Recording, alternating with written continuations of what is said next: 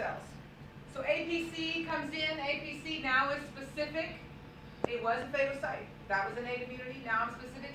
APC comes in and he's like, hey, I got this antigen here of the microbe that's hanging out in your system.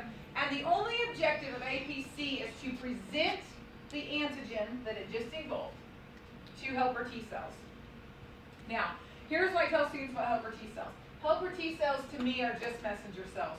Guys, these helper T cells do nothing besides communicate with other cells.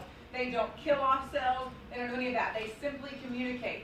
So what they're going to do is they're going to take this signal, they're going to take the code of the antigen that was presented to it, and it's going to clone itself. What does it mean to clone something? Double it. To make copies, right? How large is your system? It's huge. If you only have one cell going out there looking for the response, you'd lose the battle fast.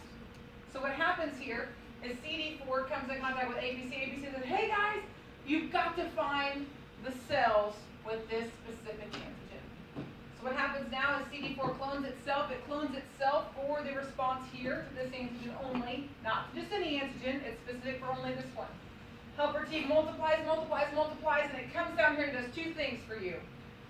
One set of helper T cells is going to come down and tell your cytotoxic T cells, hey guys, you got to look for this antigen. Now what's cool about cytotoxic T cells is these guys are your fighters. These guys are in your army. These are the ones out on the front line fighting off this antigen. So when it's searching, looking for the one antigen that it was told to look for. Does that make sense? It's the fighter cell.